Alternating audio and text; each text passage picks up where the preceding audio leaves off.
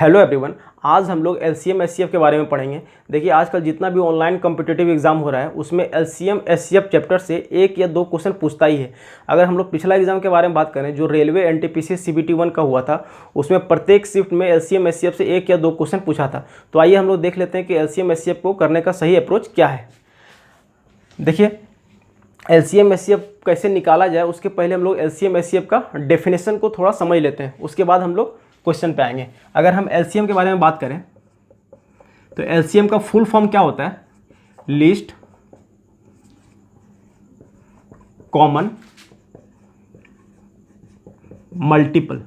LCM का full form क्या होता है? Least common multiple. अगर एचसीएफ के बारे में बात करें तो एचसीएफ का फुल फॉर्म क्या होता है? Highest common factor.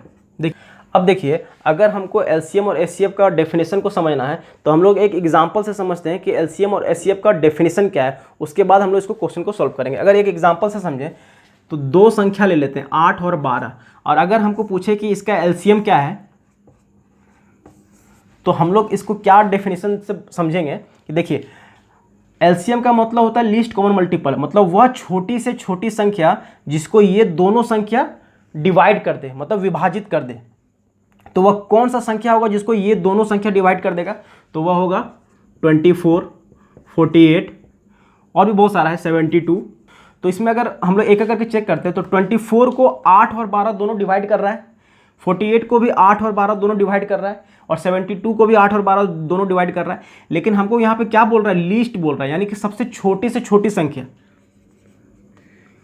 वह छोटी से छोटी संख्या जिसको 8 और 12 डिवाइड कर दे। तो छोटी से छोटी संख्या क्या है? 24। तो ये क्या हो जाएगा? एलसीएम। ये क्या हो जाएगा? एलसीएम। अगर एचसीएफ के बारे में बात करें ना, अगर हमसे पूछ ले कि यह दोनों संख्या का एचसीएफ क्या है, तो हम लोग ये बोलेंगे कि वह बड़ी से बड़ी संख्या, वह बड़ी से बड़ी संख्या जो 8 और 12 को डिवाइड करते हैं। यहाँ पे उल्टा है, यहाँ ध्यान दीजिएगा। यहाँ पे क्या बोले थे एलसीएम में हम कि वह छोटी से छोटी संख्या जिसको 8 और 12 डिवाइड कर दे, तो 24 आया था। इसमें क्या बोल रहे हैं? अगर एचसीएफ के बारे में पूछे तो इसमें हम क्या बोल रहे हैं कि वह बड़ी से बड़ी संख्या क्या होगा जो 8 और 12 को डिवाइड कर दे। तो सबसे पहले देखिए 8 और 12 को डिवाइड कौन कौन सा संख्या कर रहा है? तो 1 कर रहा है, 2 कर रहा है, 4 कर रहा है, और ये तीनों के अलावा कोई भी संख्या नहीं है जो ये दोनों को डिवाइड कर दे, ये दोनों को विभाजित कर दे।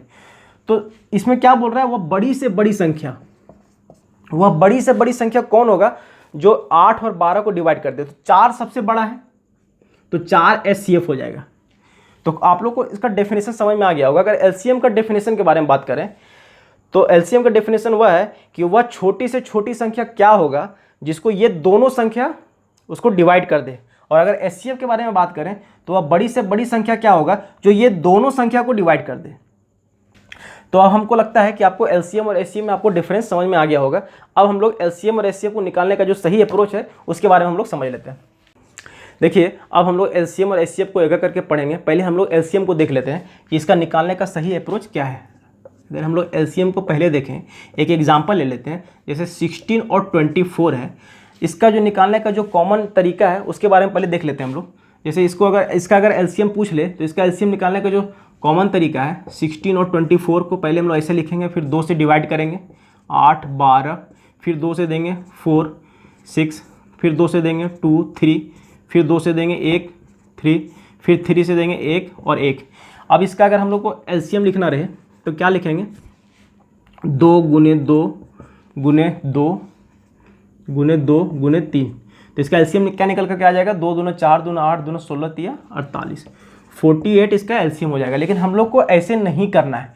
अगर हम लोग ऐसे करने चले तो मान लीजिए 16 के जगह पे 64 रहे और 24 के जगह पे 528 यानी 528 रहे, तब तो करने में बहुत टाइम चला जाएगा। और मान लीजिए दो ही संख्या नहीं, कभी कभी 3-4 संख्या भी दे देता है और उसका एलसीएम पूछ लेता है, तब तो इसको करने में बहुत ज़्यादा टाइम चला जाएगा। तो जो करने का सही अप्रोच रहेगा उसके बारे में हम लोग बात कर लेते हैं। देखिए, हम लोग को कैसे निकालना है उसके बारे में हम लोग भी देख रहे हैं। देखिए, यहाँ पे ध्यान दीजिएगा, दो संख्या के बारे में हम लोग को पूछ रहा है कि दो संख्या का एलसीएम क्या है। तो जो बड़ा संख्या है ना, ये दोनों में से जो बड़ा संख्या आप उसको एलसीएम मान लीजिए। तो इस दोनों में बड़ा संख्या क्या है 24, तो 24 को हम लोग एलसीएम मान लिए।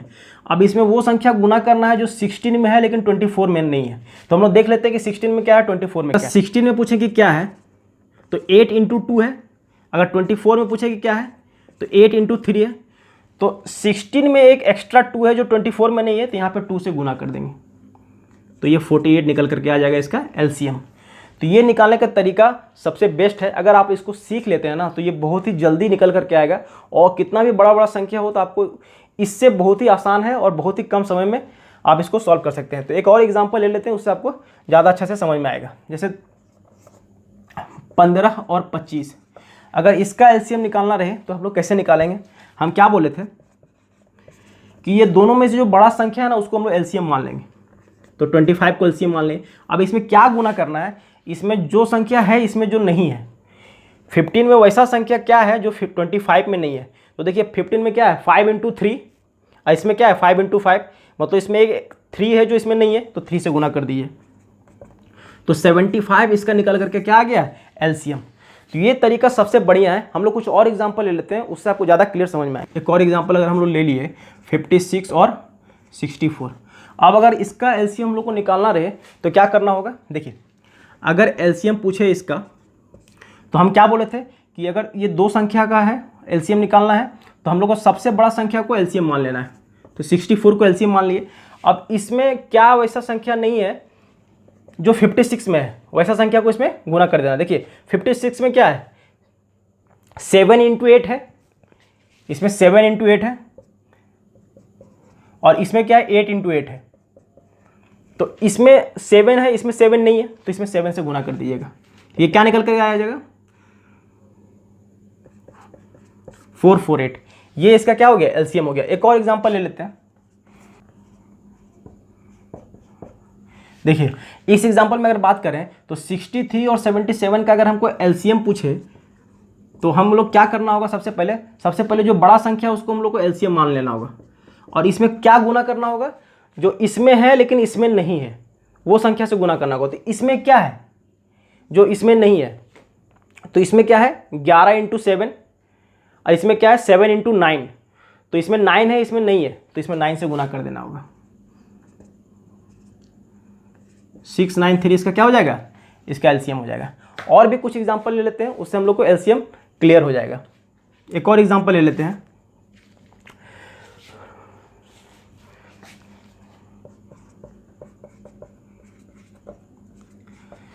12, 15, 20, 27, अगर हम लोग को इसका एलसीएम पूछे तो इसका निकालने का क्या तरीका रहेगा। देखिए अगर हमको इसका एलसीएम निकालना रहे तो इसमें जो सबसे बड़ा संख्या है उसको हम लोग एलसीएम मान लेंगे, तो इसमें सबसे बड़ा संख्या क्या है 27। अब इसमें क्या गुना करना है, 12 में क्या है जो इसमें नहीं है, देखिए 12 में क्या है 4 और 3 है, 4 3 12, इसमें 3 है लेकिन 4 नहीं है, तो 4 से गुना कर दिए। अब 15 में क्या है जो इसमें नहीं है ये दोनों में, तो इसमें 15 में क्या है 5 और 3 है, 5 3 15, इसमें 3 तो है लेकिन 5 नहीं है, अब इसमें हम लोग 5 से गुना कर दिए। अब 20 है, तो 20 में क्या है 5 और 4, तो 5 और 4 तो है तो कोई चीज़ से गुना नहीं होगा, और 27 तो इसमें है ही, तो इसका एलसीएम कितना आ जाएगा 540, ये इसका एलसीएम हो गया। तो देख रहे हैं आपको बहुत ही ईजी पड़ रहा है, अगर आप इसको फैक्टर निकाल करके करिएगा तो ये आपको बहुत टाइम निकल जाएगा इसमें। तो ये वाला तरीका सबसे बढ़िया है, अगर आप इसको सीख लीजिएगा तो आपको एग्जाम में ये बहुत हेल्प करेगा और आपके लिए टाइम बचेगा, ताकि आप दूसरा क्वेश्चन में भी आप टाइम दे सकें। अगर एक और एग्जाम्पल लेकर के हम लोग चलें 6, 7, 8, 9 और 12, अगर हम लोग को इसका एलसीएम निकालना हो तो इसको निकालने का क्या तरीका होगा। अगर इसका एलसीएम निकालने बोले तो इसका एलसीएम में क्या बोले थे हम कि सबसे बड़ा संख्या को हम लोग एलसीएम मान लेते हैं, और इसमें क्या गुना होगा। देखिए 6 क्या इसमें है तो इसमें गुना नहीं होगा, 7 इसमें नहीं है तो 7 गुना हो जाएगा इसमें। अब 8 में क्या है 4 इंटू 2 है, और 12 में 4 इंटू 3 है, लेकिन 2 इसमें एक एक्स्ट्रा 2 है तो इसमें 2 गुना हो जाएगा। जिसमें 12 में 4 इंटू 3 है और 8 में 4 इंटू 2 है, तो 4 तो दोनों में है लेकिन इसमें 2 जो एक्स्ट्रा है वो इसमें गुना हो जाएगा। 9 में क्या है 3 इंटू 3 है, 12 में 1 3 है तो इसमें 1 3 और गुना हो जाएगा, और 12 तो इसमें 12 है ही, तो इसका एलसीएम क्या हो जाएगा 3 दूना 6 42 इंटू 12 504। देखिए इसका एलसीएम क्या हो जाएगा 504। तो एलसीएम निकालने का हम लोग का जो तरीका देख रहे हैं, ये तरीका आप लोग के लिए बहुत यूज़फुल है। अगर आप लोग इसको सीख लेते हैं ना, तो आपको ये एग्ज़ाम में टाइम बचा करके देगा। और मेरा मानना है कि आप लोग एग्ज़ाम में इसी तरह से निकालें, क्योंकि अगर आप लोग इसका फैक्टर निकाल करके निकालने जाइएगा तो बहुत टाइम लग जाएगा। अब हम लोग एचसीएफ के बारे में देख लेते हैं। देखिए एचसीएफ एक एग्जांपल ले लेते हैं, 35 और 21। अब एचसीएफ इसका 35 और 21 का अगर एचसीएफ पूछे, हाईएस्ट कॉमन फैक्टर पूछे, तो इसका क्या तरीका है, पहले हम लोग 35 को फैक्टर लिखेंगे। 35 का फैक्टर क्या हो जाता है, 5 × 7, और 21 का 3 × 7। अब अगर एचसीएफ इसका पूछे तो क्या हो जाएगा, जो कॉमन है इसमें वही लिख देना है। तो कॉमन क्या है, 7 कॉमन है, तो इसका एचसीएफ क्या हो जाएगा, 7। लेकिन हम लोग को ऐसे नहीं निकालना है, जो इसका निकालने का तरीका है हम बताते हैं, वही तरीका आपको ज़्यादा यूज़फुल होगा। अगर हमको एचसीएफ पूछे तो इसका एचसीएफ क्या होगा, अगर इसका 2 संख्या दिया हुआ है और इसका एचसीएफ पूछे तो ये दोनों का डिफरेंस निकाल लेना है। ये दोनों में अंतर कितना है, तो 9 5 14 का अंतर है, 14 का अंतर है। तो 14 से ये दोनों संख्या कट रहा है क्या, नहीं कट रहा है। तो 14 को फिर अब डिवाइड करना है किससे, 7 और 2। और हाईएस्ट कॉमन फैक्टर है एचसीएफ का मतलब, तो जो बड़ा वाला संख्या है उससे भाग दे करके देखना है। तो 7 से कट रहा है क्या, हाँ तो कट जा रहा है, तो एचसीएफ क्या हो जाएगा, 7। आपको ये वाला तरीका ज़्यादा आसान पड़ेगा इससे। अभी हम लोग और एग्जांपल ले लेते हैं, उससे आपको ज़्यादा समझ में आ जाएगा। जैसे 120 है, 150 है और 180 है। अब अगर इसका एचसीएफ निकालने बोले ना, तो आप इसका फैक्टर करके देखिएगा तो आपको ये लंबा पड़ेगा। तो इसको निकालने का क्या तरीका है, ये दोनों के बीच में गैप निकाल लीजिए। पहले कोई भी 2 संख्या के बीच में गैप निकाल लीजिए।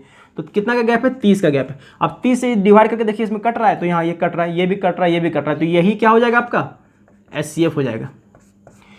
ये वाला जो प्रोसेस है ये ज़्यादा आसान है। हम लोग एक और एग्जांपल लेते हैं, इससे आपको ज़्यादा समझ में आएगा।